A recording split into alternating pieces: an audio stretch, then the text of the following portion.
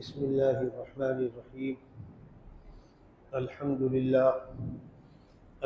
للہ وکفا وسلام علی عباده الذین اصطفى اما بعد فاعوذ باللہ من الشیطان الرجیم بسم اللہ الرحمن الرحیم وعد اللہ الذین آمنوا منکم وعملوا الصالحات ليستخلفنهم في الأرض كما استخلف الذين من قبلهم وليمكنن لهم دينهم الذي ارتضى لهم وليبدلنهم من بعد خوفهم أمنا صدق الله مولانا العلي العظيم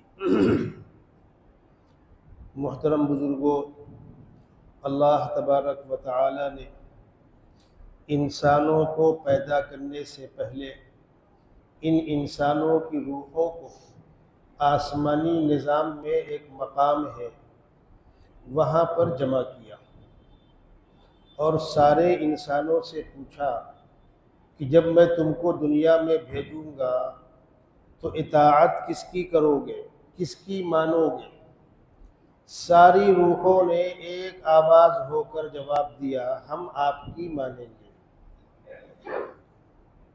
دنیا کے اندر جو اللہ کے اطاعت گزار ہے وہ بھی اور جو نافرمان ہے وہ بھی، سب کی روحیں وہاں پر عہد و قرار کر کے آئی ہوئی ہیں۔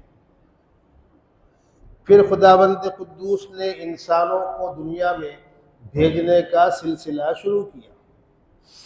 سب سے پہلے انسان سیدنا آدم علیہ السلام جو خود نبی ہیں، ان کے بیٹے، ان کے بیٹوں کے بیٹے، اولاد در اولاد سارے انسان اللہ کے اطاعت گزار تھے۔ پھر آہستہ آہستہ آبادی اور بڑھی، کچھ اطاعت گزار، کچھ نافرمان۔ چونکہ ابلیس شیطان آدم علیہ السلام کے پیدا ہونے سے پہلے سے موجود ہے اور آخری انسان تک وہ رہے گا، یہ بات ذہن میں رہے۔ جب دنیا مکمل فنا ہوگی، سارے انسانوں کو موت آئے گی، تبھی ابلیس کو بھی موت آئے گی۔ پہلے انسان سے لے کر آخری انسان تک سب کے اوپر وہ یہ محنت کرتا تھا، کرتا ہے اور کرے گا کہ یہ انسان جنت میں لوٹ کر نہ جانے پائے۔ جو انسان جنت سے دنیا کے اندر بھیجا گیا، ان میں سے کوئی فرد لوٹ کر جنت میں جانے نہ پائے۔ یہ ضد، چڑ، عناد کیوں پیدا ہوئی اس کے اندر؟ خداوند قدوس نے جب آدم علیہ السلام کا پتلا بنایا اور پتلا بنانے کے بعد اس میں روح پھونکی، فرشتے اور ابلیس سب ایک ساتھ میں رہا کرتے تھے۔ اس وقت تک یہ عزازیل راندے درگاہ نہیں ہوا تھا، نافرمانوں میں شمار نہیں ہوتا تھا، یہ فرشتوں کے ساتھ عبادت گزاری میں لگا ہوا تھا۔ پروردگار نے کہا آدم کے سامنے تم سب جھک جاؤ، اسجدوا لآدم۔ فرشتے جھک گئے، ابلیس نہیں جھکا۔ اس نے کیا کہا؟ اس نے کہا پروردگار آدم کی پیدائش مٹی سے، میری پیدائش آگ کے شعلے سے۔ انسان پیدا ہوا مٹی سے، جنات پیدا ہوئے آگ کے شعلے سے، فرشتے پیدا ہوئے نور سے۔ پروردگار میری پیدائش آگ سے، آدم کی پیدائش مٹی سے۔ آگ کا خاصہ ہے اوپر ہونا، مٹی کا خاصہ ہے نیچے ہونا۔ دنیا کے اندر جو بنیادی چیزیں ہیں را مٹیریل کی، جس سے اور چیزیں بنتی ہیں بعد میں، وہ چار ہیں: آگ، پانی، مٹی، ہوا۔ ان کو عناصر اربع کہتے ہیں۔ یہ چار بنیادی چیزیں ہیں: آگ، پانی، مٹی، ہوا۔ آگ اور ہوا کی تاثیر ہے اوپر جانا، مٹی اور پانی کی تاثیر ہے نیچے آنا. ابھی آپ گلاس سے پانی گرائیے تو کہاں جائے گا؟ مٹی چھوڑیے تو کہاں جائے گی؟ نیچے. اور آگ، ہوا، ٹھیک ہے. تو ابلیس نے کیا کہا؟ میں پیدا ہوا آگ سے، آدم پیدا ہوئے مٹی سے، میرا مقام اوپر، ان کا مقام نیچے. آپ اوپر والے سے کہتے ہو کہ نیچے والے کو سجدہ کرو، یہ بات سمجھ میں آتی نہیں. کس نے کہا؟ ابلیس نے. قرآن نے 60 الفاظ میں کہا ہے ابلیس کا اعتراض، خلقتنی من نار وخلقتہ من طین. آپ نے مجھے پیدا کیا آگ سے، آدم کو پیدا کیا مٹی سے. اشارہ کر دیا قرآن نے، اہل عقل سمجھ گئے کیا کہہ رہا ہے ابلیس. اب سنیے، کہیں پر کسی آدمی کو رائے دینے کا حق کب ہوتا ہے؟ جب آپ کا وہاں کوئی دخل ہو، اس مسئلے سے آپ کا کوئی تعلق ہو تو آپ کی رائے معتبر ہوگی، اور تعلق نہ ہو تو. ابھی آپ کا مکان بن رہا ہے، آپ مکان میں گراؤنڈ فلور میں کیا بنائیں گے، پہلے مالے پر کیا بنائیں گے، ٹیرس پر کیا رکھیں گے، دروازہ ادھر رکھیں گے کہ ادھر رکھیں گے، یہ مشورہ دینے کا مجھے کیا حق؟ آپ کا مکان آپ سمجھیں گے. ہاں، آپ نے مجھ سے مشورہ مانگا تو مجھے بولنے کا حق ہے، اور نہیں مانگا تو. کسی گھر میں کوئی بیمار ہو گیا، وہ بھونڈی میں ایڈمٹ کریں گے، بمبئی میں ایڈمٹ کریں گے، انڈیا کے اندر علاج کرائیں گے، باہر کرائیں گے، آپریشن کرائیں گے، نہیں کرائیں گے، یہ فیصلہ کون کرے گا؟ کسی بھی چیز کے اندر، کسی بھی معاملے میں آپ کا مشورہ، انفرادی مشورہ، اجتماعی مشورہ وہیں قابل قبول ہوگا جہاں آپ کا کوئی دخل تو ہو. کائنات کا نظام جو ہے، کس چیز کو کہاں رکھنا ہے، یہ اختیار کس کا ہے؟ کائنات کے مالک کا. ابھی انسان کو آپ لے لیجئے، انسان اشرف المخلوقات ہے، سر سے پیر تک انسان ہے. سر کہاں ہے؟ اوپر. اور پیر کہاں ہے؟ نیچے. ٹوپی کہاں رہے گی؟ سر پر. جوتا کہاں رہے گا؟ پیر پر. حتیٰ کہ سینے سے اوپر جو حصہ ہے وہ باڈی کا اصل حصہ ہے. سب کچھ اسی میں ہے. صدر جمہوریہ، وزیر اعظم، جنتر منتر، منترالے سب یہی ہے، اوپر. نیچے کچھ نہیں ہے. دل، گردن اور کھوپڑی کے اندر تمام صلاحیتیں. پہلے یہ بات کم سمجھ میں آتی تھی، اب تو ہر شخص سمجھتا ہے. دماغ کی ایک نس چوک ہوئی، بدن کا کوئی انگ معطل ہو گیا. اسی لیے آپ انسان کی ٹانگ کاٹ دو نہیں مرتا، ہاتھ کاٹ دو نہیں مرتا، اور گردن کاٹ دو. اس لیے گردن سپلائی لائن ہے، یہ جو نسیں ہیں دماغ سے باڈی میں سپلائی لائن ہے. اللہ کا نظام ہے. تو اللہ نے سر کو اوپر رکھا، پیر کو نیچے رکھا. اب تم کرو اعتراض. جس طرح پروردگار کس کو نبی بنائے گا، کس کو نہیں بنائے گا، یہ اختیار اللہ کا ہے، بندوں کا نہیں ہے. کس کو کہاں رکھے گا یہ اللہ کا اختیار ہے، بندوں کا نہیں ہے. سیدنا محمد رسول اللہ صلی اللہ علیہ وسلم کی نبوت کے خلاف، رسالت کے خلاف جن لوگوں نے بدتمیزیاں کی، اعتراضات کیے، اس میں ایک اعتراض یہ بھی تھا کہ مکے یا طائف کے کسی چودھری کو نبی بنایا ہوتا، ان کے ساتھ لوگ ہوتے، بات چلتی. تو پروردگار نے جواب دیا، بندو تمہارے مشورے کی ضرورت نہیں ہے، ہمیں خوب پتہ ہے. اللہ اعلم حیث یجعل رسالتہ، اللہ رسول کس کو بنائے گا، رسالت کس کو دے گا، وہ اللہ بہتر جانتا ہے. تمہارے مشورے کی ضرورت نہیں ہے. وقالوا لولا نزل هذا القرآن على رجل من القريتين عظيم، مکے اور طائف میں سے کسی بڑے آدمی کو رسالت دے دیا ہوتا، قرآن نازل کر دیا ہوتا. تو اللہ نے جواب دیا، اہم یقسمون رحمت ربک، یہ لوگ آپ کے رب کی رحمت کی تقسیم کریں گے؟ یہ تو روحانی تقسیم ہے۔ ہم جب مادی تقسیم کرنے بیٹھے، کس کو روزی دینا نہیں دینا، کس کو امیر بنانا، کس کو غریب بنانا، کس کو صحت مند رکھنا، کس کو اپاہج رکھنا، کس کو ناٹا، کس کو لمبا، کس کو عقل مند، کس کو بیوقوف، وہاں بھی ہم کو تمہارے مشورے کی ضرورت نہیں تھی۔ نحن قسمنا بینہم معیشتہم فی الحیاۃ الدنیا ورفعنا بعضہم فوق بعض درجات لیتخذ بعضہم بعضا سخریا۔ ہم نے انسان میں طبقات رکھے تاکہ کائنات کا نظام چلتا رہے، ورنہ سب پریشان ہو جاؤ گے، دھیان رکھنا۔ تو ابلیس نے کیا اعتراض کیا؟ پروردگار میں آگ سے، آدم مٹی سے، یہ بات سمجھ میں آتی نہیں۔ تو پروردگار نے کہا جہاں تیری سلطنت ہوگی، جہاں تیری کائنات ہوگی، وہاں مشورہ دینا۔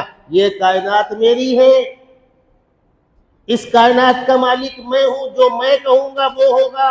حکم خداوندی کے خلاف عقل چلاؤ گے تو پھٹکار پڑے گی۔ حکم خداوندی کے خلاف عقل نہیں چلائی جائے گی، اطاعت کی جائے گی۔ پروردگار نے کہا تو نے میرے فرمان کی خلاف ورزی کی، اخرج منہا فإنک رجیم وإن علیک لعنتی الی یوم الدین، نکل جا یہاں سے کم بخت، تو مردود ہے اور قیامت تک تجھ پر لعنت برستی رہے گی۔ تو ابلیس نے کہا پروردگار ٹھیک ہے، میری غلطی ہے، آپ نے مجھ کو سزا دے دی، لیکن پروردگار بہت دنوں آپ کا مقرب تھا، بڑی عبادتیں کی تھی، ایک درخواست ہے، کیا؟ انظرنی الی یوم یبعثون، قیامت تک کی مجھے مہلت دے دیجئے، عمر دے دیجئے، میں قیامت تک مروں نہیں۔ پروردگار نے کہا جا، دیا۔ قال فإنک من المنظرین، جب یہ مہلت مانگ لی تو اب کہتا ہے جس آدم کی بنیاد پر یہاں سے ہکالا جا رہا ہوں، اس آدم کو اور اس کی اولاد کو بخشوں گا نہیں۔ یہ ہے اصل ضد۔ اب آدم یا ان کی اولاد کسی کو نہیں بخشوں گا، اور کمبخت نے آدم علیہ السلام پر بھی ڈورے ڈالے۔ اب ایک سوال پیدا ہوتا ہے، یہ تو کمبخت وہاں سے نکال دیا گیا تھا، یہ ڈورے ڈالے کیسے؟ قرآن نے کہا ہے فوسوسہ، وسوسہ ڈالا۔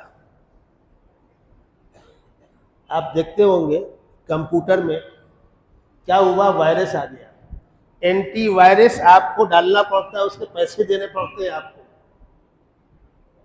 باہر سے بیٹھے بیٹھے چھیڑ چھاڑ ہو سکتی ہے، لوگ کمپیوٹر ہیک کر لیتے، اور جبکہ ابھی تو بہت کچھ باقی ہے، ابھی بہت کچھ ہونا باقی ہے۔ آج سمجھانے میں کوئی دقت نہیں ہے، اس نے دور سے وسوسہ ڈالا۔ کیا ڈالا؟ پروردگار نے کہا دیکھو آدم، اس پیڑ کو مت کھانا۔ آدم علیہ السلام سمجھے کہ اس پیڑ سے مراد یہ پیڑ ہے، جبکہ مراد تھا یہ پیڑ، اس کی برادری، آم کا پیڑ ہے نا، اس پیڑ سے مت کھانا مطلب آم مت کھانا۔ اور وہ کیا سمجھے، اس پیڑ سے نہیں کھا رہا ہوں، بس جان بوجھ کر خدا نہ خواستہ آدم علیہ السلام نے نافرمانی نہیں کی تھی۔ قرآن نے صاف کہا وَلَمْ نَجِدْ لَهُ عَزْمًا، آدم نے قصداً نہیں کیا، لیکن چوک تو ہوئی۔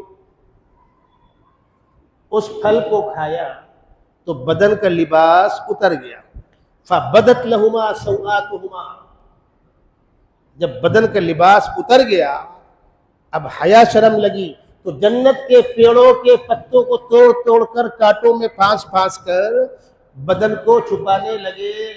وَطَفِقَا يَخْصِفَانِ عَلَيْهِمَا مِنْ وَرَقِ الْجَنَّةِ وَنَادَاهُمَا رَبُّهُمَا أَلَمْ أَنْهَكُمَا عَنْ تِلْكُمُ الشَّجَرَةِ وَأَقُلْ لَكُمَا إِنَّ الشَّيْطَانَ لَكُمَا عَدُوٌّ مُبِينٌ، ہم نے نہیں کہا تھا اس سے ہوشیار رہنا نالیک سے، یہ نالیک تمہیں ڈسے گا۔ بہرحال پروردگار نے کہا آدم اب تم اور تمہاری بیوی جنت سے نکلو۔ اتار دیے گئے دنیا میں، دنیا ویران ہے۔ آدم علیہ السلام کہاں ہیں دادی حوا کو نہیں معلوم، اور دادی حوا کہاں ہیں؟ آدم علیہ السلام کو نہیں معلوم۔ اتارے کیوں گئے ہیں؟ چوک ہو گئی ہے، رو رو کر زمین تر کیے دے رہے ہیں۔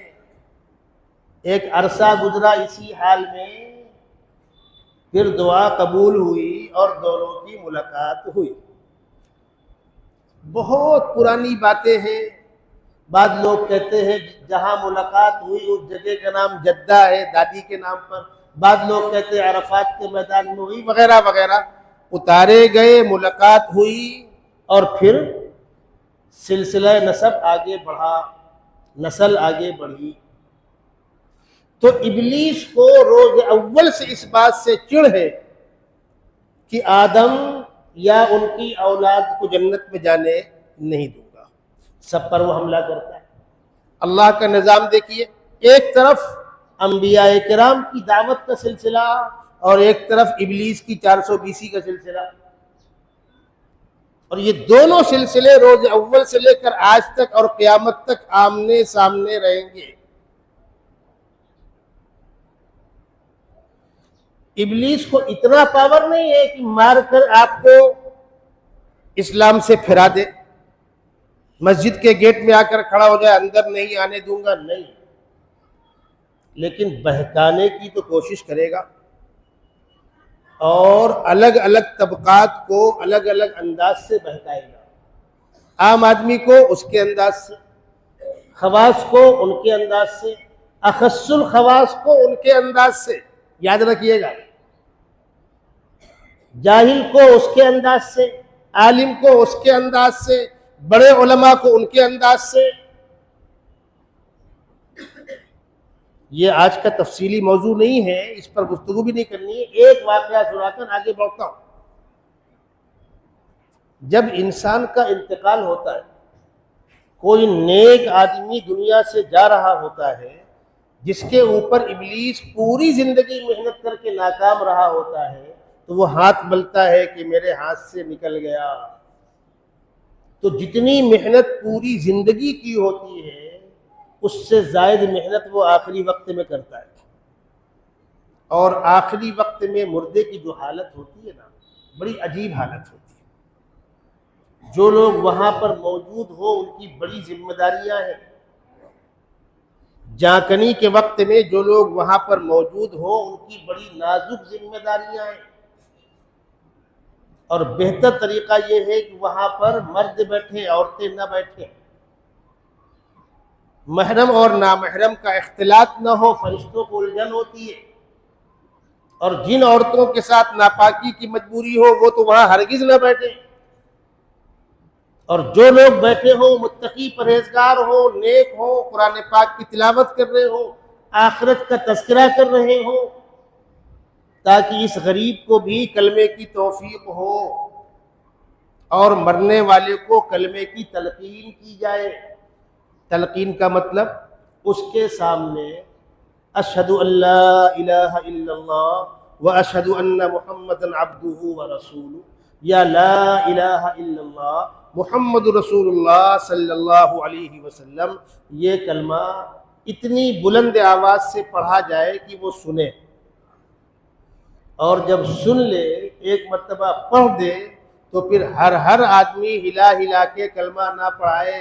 ابا دیکھو بمبئی سے آئے نے کلمہ پڑھاوت ہیں، ناسک سے آئے نے کلمہ پڑھاوت ہیں، گجرات سے آئے نے کلمہ پڑھاوت ہیں، اللہ کے واسطے یہ خرافات نہیں ہونی چاہیے۔ خاندان کا ہر آدمی ایک چمچ پانی پلا رہا ہے، ضرورت تھی پلا دیا گیا، وہ مانگے پلا دیا جائے۔ میں آپ کو کیا کیا بتلاؤں، شرم آتی ہے کہتے ہوئے۔ مریض ٹنگا ہوا ہے مشین میں آئی سی یو کے اندر، اب وہ آئے ہیں باہر سے، دبئی سے، سنگاپور سے، ملیشیا سے، سعودی سے، دادا دادا دیکھو اب بھی آئی۔ اس غریب کی کیا حالت ہے، اس کو سکون چاہیے۔ ہر آدمی اپنا اپنا ارمان پورا کرتا ہے، غلط، اس کو سکون لینے دو۔ اور جب ایک مرتبہ کلمہ پڑھ لے تو ہر شخص کلمہ پڑھانے کی غلطی نہ کرے۔ دیکھیے ماشاءاللہ ڈھولی والے آپ کے سامنے کھڑے ہو گئے، آپ حضرات تھوڑا توجہ دیں۔ یہ جو وقت ہے جاکنی کا وقت، اس وقت مردے پر کیا بیتتی ہے معلوم ہے؟ حدیث شریف میں آتا ہے کسی انسان کی زندہ جان نکال دی جائے، زندہ کھال اتار لی جائے، جو تکلیف اس میں ہوتی ہے اس سے زائد تکلیف جان نکلنے میں ہوتی ہے۔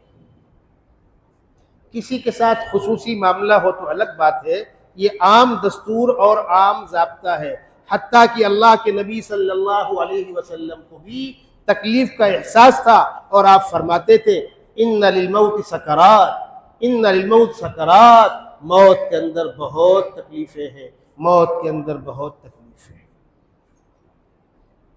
اس کنڈیشن میں اس کے سامنے کلمہ زور سے پڑھا جائے، جب وہ ایک بار پڑھ لے تو خاموشی اختیار کی جائے اور قرآن پاک کی تلاوت وغیرہ کی جائے، تاکہ جو فرشتے آ رہے ہیں ان کو مناسبت ہو۔ فرشتوں کو ہم دیکھتے نہیں ہیں، اب ایک طرف فرشتے کھڑے ہیں اور سامنے ابلیس کھڑا ہے، آدمی دونوں کو دیکھ رہا ہے، ہم نہ ابلیس کو دیکھ رہے ہیں نہ فرشتوں کو دیکھ رہے ہیں، ہر حربہ استعمال کرتا ہے۔ اللہ کے بعض نیک بندوں کے حالات جو ہمارے سامنے آ گئے، ریکارڈ میں درج ہو گئے، انہی کو نقل کیا جاتا ہے۔ امام احمد بن حنبل رحمۃ اللہ علیہ، جو 4 اماموں میں سے ایک امام ہے، بڑے بڑے محدثین کے استاذ ہیں، امام بخاری کے بھی استاذ ہیں، ان کا آخری وقت ہے، گھر والے کلمہ پڑھا رہے ہیں اور وہ فرما رہے ہیں ابھی نہیں، ابھی نہیں۔ لوگوں کو بڑی فکر ہوئی کہ یا اللہ، یہ آخری وقت میں کلمہ پڑھنے سے انکار کر رہے ہیں۔ اور آپ کو بتلا دوں، خدا نہ خواستہ اگر کبھی مرنے والے کی طرف سے کوئی ایسا عمل ظاہر ہو تو اس کو اپنی عقل پر مت پرکھیں، یا تو خاموشی اختیار کریں یا بڑے علماء سے رابطہ قائم کریں، خود فتویٰ نہ داغیں، ارے بھیا انکار کر کے مرے، کلمے سے انکار کر کے مرے۔ آپ کو نہیں پتا ہے وہ کس سے بات کر رہا ہے۔ اور آپ کو بتلا دوں، اللہ کے نیک بندوں کے حالات میں یہ آتا ہے کہ وہ فرشتوں سے بات کر رہے ہیں، وہ فرشتوں سے گفتگو کر رہے ہیں، مسکرا رہے ہیں، یہ حالات ہوتے ہیں۔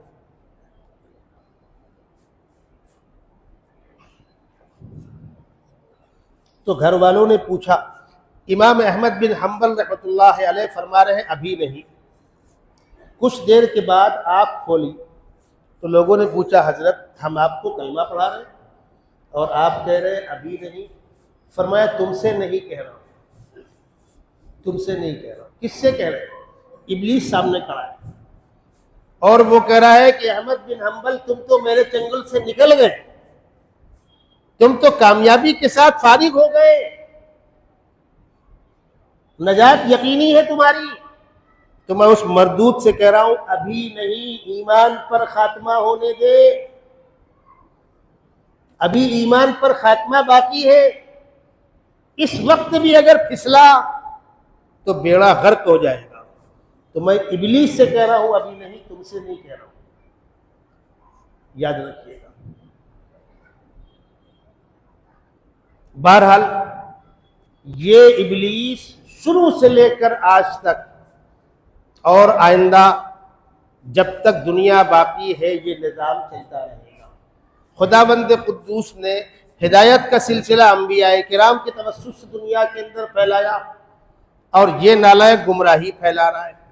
یہ سلسلہ نہ ختم ہوا ہے نہ ہوگا، یاد رکھیے گا، یہ سلسلہ نہ ختم ہوا ہے نہ ہوگا، حتیٰ کہ خداوند قدوس نے ہم میں سے، آپ میں سے ہر شخص کو یہ اختیار دیا ہے، ہم خدا کو مانیں یا نہ مانیں۔ ہم میں سے کوئی مجبور نہیں خدا کو ماننے پر، اپنی خوشی سے مانو، اپنی خوشی سے انکار کرو۔ ہمارے ماننے سے خدا کی خدائی میں کوئی اضافہ نہیں ہو جائے گا، اور ہمارے نہ ماننے سے خدا کی خدائی میں کوئی فرق نہیں پڑنے والا۔ اگر کائنات کے سارے انسان خدا کے خلاف بغاوت کر جائیں، خدا کی خدائی میں کوئی فرق نہیں پڑنے والا، اور سارے انسان اطاعت گزار بن جائیں، تب بھی اس کی عظمت میں کوئی اضافہ نہیں ہونے والا. ہم مانے تو خدا ہے، نہ مانے تو خدا ہے.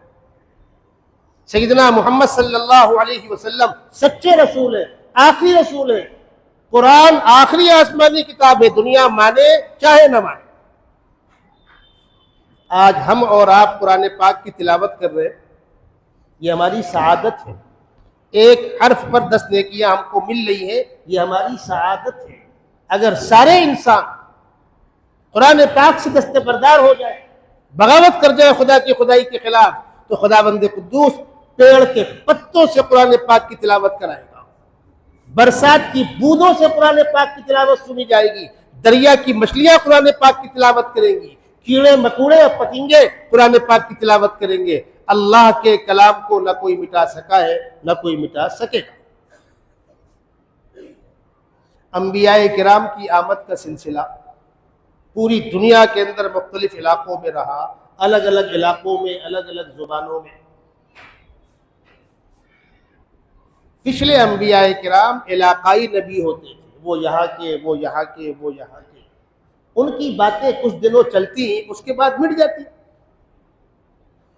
دوسرے آ جاتے، وہ تعلیمات عام کرتے، وہ چلے گئے، تیسرے آ گئے، وہ چلے گئے، چوتھے آ گئے. پوری دنیا کے اندر کم و بیش 1.25 لاکھ انبیاء کرام تشریف لائے. اب خداوند قدوس نے طے کیا آخری دور میں کہ اب پوری کائنات کے ایک نبی، آخری نبی. اب تک جو آتے رہے وہ براتی تھے، دولہے اب آ رہے. اور اس بات کو بھی دنیا نوٹ کرے کہ سارے انبیاء کرام نے اپنی اپنی امتوں کو آخری نبی کی خوشخبری سنائی. ان نبیوں میں سے کسی نے نہیں کہا کہ میں قیامت تک کا نبی ہوں، میں پوری کائنات کا نبی ہوں. وہ علاقے کے نبی تھے، وقتی نبی تھے. حتیٰ کہ جو آخری دور کے انبیاء کرام ہیں، ان کے یہاں تو صراحت ملتی ہے کہ خدا بندہ جو آپ کے آخری پیغمبر آئیں گے، جن کے صحابہ کی یہ فضائل، یہ فضائل، یہ فضائل، خدا بندہ مجھ کو بھی ان کی امت میں سے بنا دیجئے، صحابی بنا دیجئے.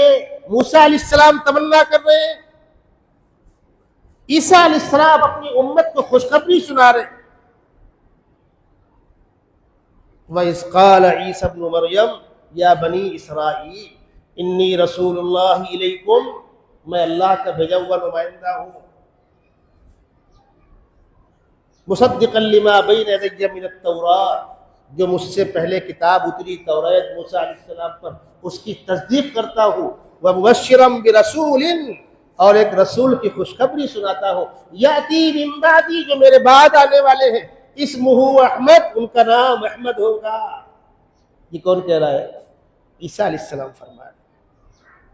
قرآن کہہ رہا ہے الذین آتیناہم الکتاب یعرفونہ کما یعرفون ابناءہم، آسمانی کتاب کو ماننے والے اہل کتاب سیدنا محمد صلی اللہ علیہ وسلم کی نشانیوں سے، علامتوں سے جو پڑھ رکھی اپنی کتابوں کے اندر، آپ صلی اللہ علیہ وسلم کو اس طرح پہچانتے ہیں جس طرح بیٹے کو باپ پہچانتا ہے. یعرفونہ کما یعرفون ابناءہم، جیسے بیٹوں کو باپ پہچانتے ہیں، اہل کتاب سیدنا محمد صلی اللہ علیہ وسلم کو اس طرح پہچانتے ہیں. اور اسی لیے یہودیوں کے بڑے بڑے علماء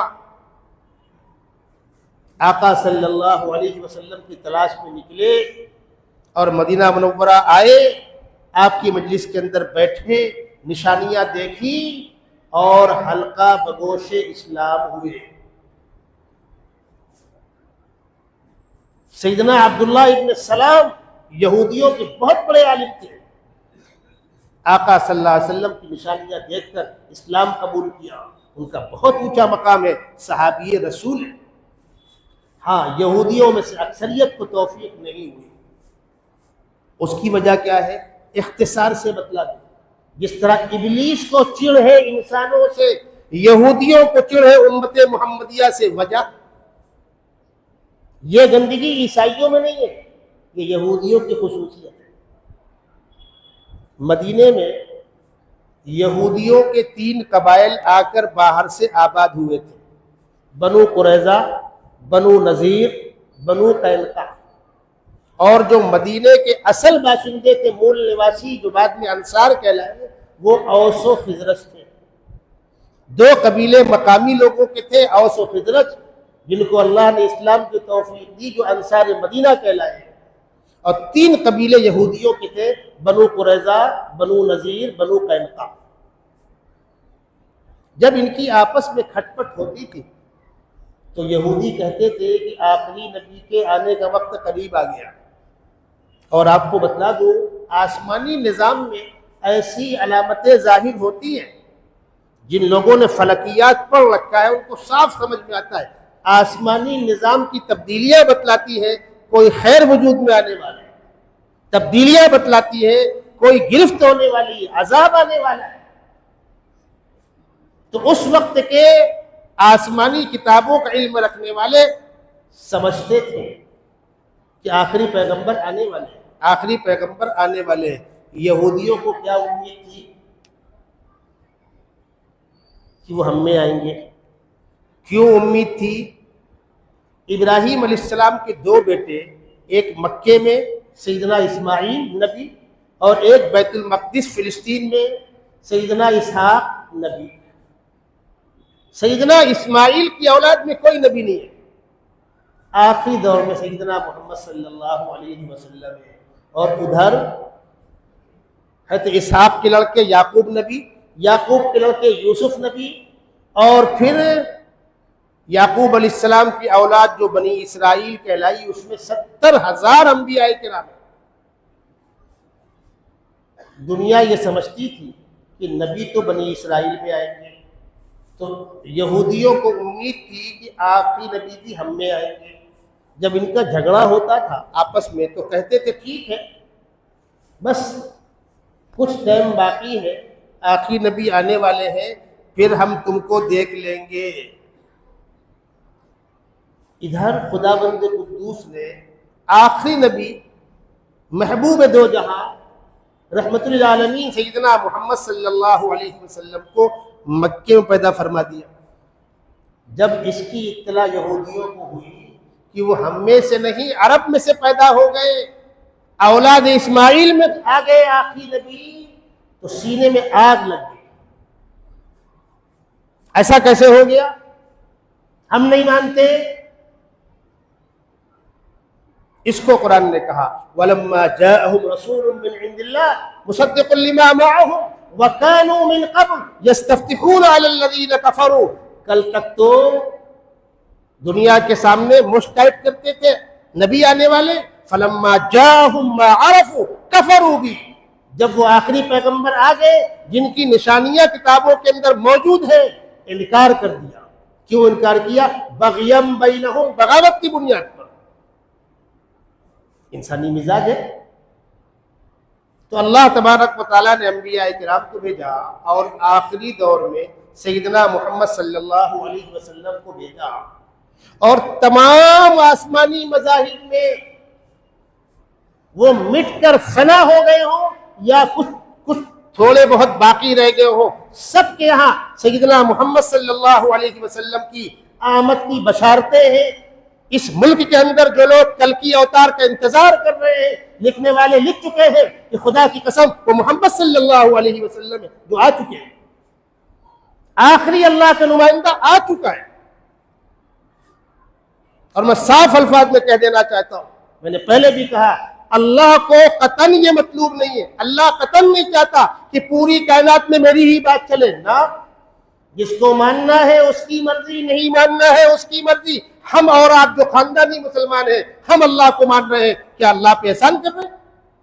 واللہ الغنی وانتم الفقراء، اللہ بے نیاز ہے، تم مانو تو نہ مانو تو، ماننے والے سب مان لیں، جنت بہت بڑی ہے، نافرمان سارے نافرمان ہو جائے، جہنم بہت بڑی ہے، نہ جنت تنگ ہے نہ جہنم تنگ ہے۔ اور اسلامی اصول میں کہیں یہ بات نہیں لکھی کہ دنیا کے اندر صرف اسلام رہے گا، اسلام طاقت کے زور پر پھیلایا جائے گا، اسلام پیسے کے زور پر پھیلایا جائے گا، کہیں نہیں لکھا، منع ہے۔ طاقت کے زور پر کسی کو کلمہ پڑھانا منع ہے، لالچ کی بنیاد پر کسی کو کلمہ پڑھانا منع ہے۔ اگر کسی نے طاقت کا استعمال کر کے کسی کو کلمہ پڑھا دیا، نہ پڑھنے والے کا کلمہ معتبر ہے، نہ پڑھانے والے کو ثواب ملے گا۔ کسی نے پیسے کی لالچ دے کر کسی کو اسلام میں داخل کیا، نہ پڑھنے والے کا ایمان معتبر ہوگا، نہ پڑھانے والے کو ثواب ملے گا۔ سیدنا محمد صلی اللہ علیہ وسلم نے مکہ المکرمہ کے 13 سال، مدینہ منورہ کے 10 سال جو کوشش کی، جتنی آپ کی ذمہ داری تھی اس سے زائد کوشش کی۔ پھر آپ نے حج کے موقع پر عرفات کے میدان میں اپنے صحابہ کو جمع کیا اور پوچھا، حل بلغت، میں نے اللہ کا پیغام تم تک پہنچا دیا؟ تو صحابہ کی چیخیں نکل گئی۔ صحابہ نے کہا، یا رسول اللہ پہنچا دیا؟ آپ کی ذمہ داری صرف پہنچانا تھا، لیکن آپ راتوں کو اٹھ کر جو رو رہے ہیں امت کے لیے، اور ایک ایک نافرمان کے گھر میں 50 مرتبہ 70 مرتبہ 100 مرتبہ ملاقات کر کے اس کو دعوت دے رہے ہیں، یہ آپ کی ذمہ داری تو نہیں تھی؟ قرآن صاف کہہ رہا ہے، لست علیہم بمسیطر الا من تولی وکفر۔ آپ کو ہم نے نگہبان بنا کر نہیں بھیجا۔ کلا انہا تذکرہ فمن شاء ذکرہ، اللہ کا پیغام ہے، جو چاہے مانے جو چاہے نہ مانے، آپ نے یقیناً پہنچا دیا۔ تو آقا صلی اللہ علیہ وسلم نے فرمایا، فَلْيُبَلِّغِ الشَّاهِدُ الْغَائِبَ، جو لوگ یہاں موجود ہیں وہ میرے اس پیغام کو ان لوگوں تک پہنچا دے جو موجود نہیں ہے۔ آپ کے شاگرد پوری دنیا کے اندر پھیل گئے، مختلف علاقوں میں گئے، دیکھتے دیکھتے 200-300 سال کے اندر 2/3 دنیا پر اسلام کا پرچم لہرانے لگا۔ یہاں بھی صحابہ کرام آئے، اولیاء اللہ آئے، مسلم بادشاہ آئے، اور میں یہ وضاحت کر دینا چاہتا ہوں، ہمارے آئیڈیل اور نمونے اولیاء اللہ ہیں، صحابہ کرام ہیں۔ ہمارے آئیڈیل مسلم بادشاہ نہیں ہے، جو اس میں اچھے تھے وہ اچھے تھے، جو برے تھے وہ برے تھے۔ ہم آنکھ بن کر کسی کی حمایت، کسی کی مخالفت نہیں کرتے۔ ہاں، تم اپنے مفاد کے لیے کسی کو بے مقصد بدنام کرو گے تو تاریخ آپ کے سامنے پیش کی جائے گی۔ حقیقت یہ نہیں۔ باقی صحابہ کی شان میں کوئی گستاخی کرے گا تو ہم دفاع کریں گے، ہمارے اولیاء اللہ کے خلاف کوئی تبصرہ کرے گا ہم دفاع کریں گے، اس لیے کہ اولیاء اللہ نمونہ ہیں، جن کے سرتاج اس ملک میں، اولیاء اللہ کے سرتاج سلطان الاولیاء خواجہ اجمیری رحمت اللہ علیہ، جن کی خدمات اس ملک کے اندر پھیلی ہوئی ہے، نظام الدین اولیاء قطب الدین بختیار کاکی، خواجہ گیسو دراز، ایک فہرست ہے لمبی۔ اور انشاءاللہ موقع آیا تو میں ان تمام بزرگوں کے حالات پر ایک بار تفصیلی گفتگو کروں گا۔ یہ سلسلے پھیلے، مدارس انہی کی دے، خانقاہیں انہی کی دے، اس ملک کے مسلمانوں کے دین و ایمان کے تحفظ کی تنظیمیں، تحریکیں انہی کی دے۔ اور پھر علمی میدان میں شاہ ولی اللہ محدث دہلوی اور ان کے بیٹے شاہ عبد الغنی، شاہ عبد العزیز،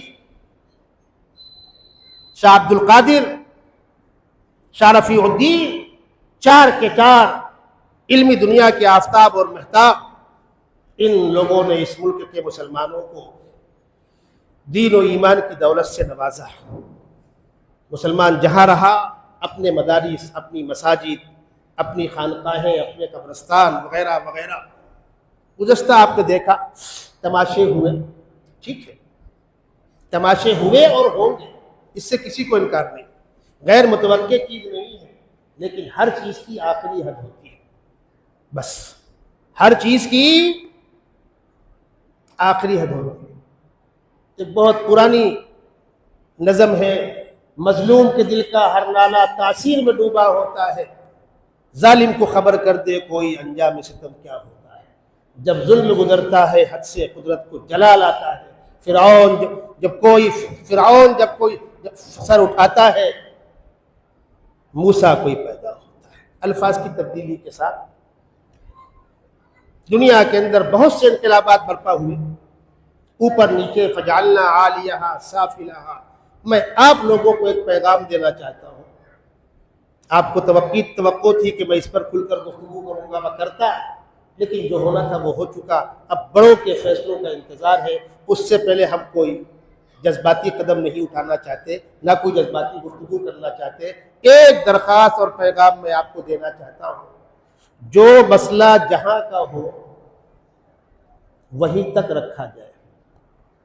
جس مسئلے کا تعلق سینٹرل گورنمنٹ سے ہے وہ سینٹرل گورنمنٹ تک رکھا جائے. جس مسئلے کا تعلق اسٹیٹ گورنمنٹ سے ہے اس کو اسٹیٹ گورنمنٹ تک رکھا جائے. جس مسئلے کا تعلق سرکار سے ہے اس کو مقامی پولیس انتظامیہ کا مسئلہ نہ بنایا جائے. یہ بنیادی غلطی ہوتی ہے. اختلاف کس سے ہے؟ احتجاج کس سے ہے؟ میمورنڈم کس کو دے رہے ہیں؟ مقامی جو سیکورٹیاں ہیں، فورسز ہیں، وہ اپنی ذمہ داریاں نبھاتے ہیں امن و امان قائم کرنے کے لیے. ان سے الجھنے کی کیا ضرورت؟ میں آپ کو ایک چھوٹا سا واقعہ سنا کے اپنی بات ختم کروں، اس لیے کہ نماز کے بعد جنازہ بھی ہے. 2015 میں ناگپور میں ہم لوگوں نے بڑا اجلاس کیا. اسمبلی چالو تھی. اسمبلی چالو دوران اجلاس انتہائی خطرناک ہوتا ہے. انڈورا گراؤنڈ ناگپور میں 3 لاکھ کا مجمع جمع ہوا. کچھ مسلم مسائل تھے، ریزرویشن، اور پھر لوگوں کی یہ رائے ہوئی کہ اسمبلی کا گھراؤ کرنا ہے. اس سے بڑی مصیبت فوج لگی تھی. فوج ذرا بھی کوئی معاملہ بگڑے تو ہزاروں لاشیں گر جائیں، ایسے حالات تھے. مجھ سے لوگوں نے کہا کہ آپ مجمع میں رکیے. چند ذمہ داران گئے میمورنڈم دینے سی ایم کے پاس. مجمع تھا، تھانے کے شریف صابری صاحب تھے اور میں تھا. میں نے مائک سے تقریر کرنی شروع کی اور لوگوں سے کہا، بھائیوں، جمہوریت میں اپنی ناراضگی کا اظہار کرنے کا حق ہے، لیکن جس سے ناراضگی ظاہر کرنی ہے اس سے مقامی پولیس سے ہمارا کوئی جھگڑا نہیں. پھر میں نے کہا، لیڈیز فورس بھی لگی ہوئی ہے، ان سے آپ فاصلے سے کھڑے ہوں، وہ ہماری بہنیں ہیں، ڈیوٹی کرنے آئی ہیں. اب یہ آواز سب سن رہے تھے. ایک نمائندہ آیا، اس نے کہا، کمشنر صاحب کہہ رہے ہیں کہ آپ میری گاڑی پر بیٹھ کر اسپیچ دیجیے. جو وائرلیس گاڑی ہوتی ہے، میں اس کے اندر بیٹھ گیا، اسپیچ دینا شروع کیا. دوبارہ نمائندہ آیا، یہ آواز دور تک نہیں جا رہی ہے، ہم نے مچان بنا رکھی ہے، اوپر میپ لگے ہوئے ہیں، اگر اوپر چڑھ کر اسپیچ دے سکتے ہو تو آپ اوپر چڑھ کر اسپیچ دیجیے. ہم دونوں آدمی چڑھ گئے اوپر مچان میں. قاری صابر صاحب، تھانے والے صابری اور میں. تقریباً آدھا گھنٹہ تقریریں ہوتی رہی. وہ نعت بھی پڑھتے رہے، میں بیانات کرتا رہا. ادھر سے فون آیا، میمورنڈم دے دیا گیا ہے. پھر ہم نے اپیل کی مجمع سے، جس طریقے سے پرامن آئے اس طریقے سے پرامن جانا ہے. پھر دعا پر مجلس کا اختتام ہوا. ہندی، مراٹھی، انگلش، دیگر تمام اخبارات نے لکھا کہ یہ مسلمانوں کا پہلا مورچہ تھا جو پرامن آیا اور پرامن گیا. ہم کیوں گئے تھے مورچہ لے کر؟ حکومت کے اوپر دباؤ بنانے کے لیے. اور اگر ان سے الجھ جاتے تو نماز معاف کرنے گئے، روزے کے لیے آئے. یہ غلطی ہر جگہ ہوتی ہے، یہ غلطی نہیں ہونی چاہیے. احتجاج آندولن، ابھی گزشتہ ہم نے کالی پٹی باندھی، انٹرویو دیا، احتجاج کیا. ضرورت پڑے گی پھر کریں گے. کس سے؟ حکومت سے. مقامی انتظامیہ سے الجھنے کی غلطی بالکل نہیں کرنی چاہیے، اور جہاں کی جاتی ہے سوائے نقصان کے فائدہ کچھ نہیں ہوتا. ہمارے بڑوں کی طرف سے اشارے آئیں گے تو انشاءاللہ اگلی گفتگو ہوگی. بہت کچھ بولنے کو ہے، اور اس موضوع پر بولنا ہو یا نہ ہو، لیکن اس ملک میں ہمارے اکابر کی کیا خدمات ہے، اہل اللہ کی کیا خدمات ہے، علماء دیوبند کی کیا خدمات ہے، علماء جمعیت علماء کی کیا خدمات ہے، انشاءاللہ اس پر گفتگو جاری رہے گی. نماز کے بعد جنازہ بھی ہے. ہمارے محلے کے رہنے والے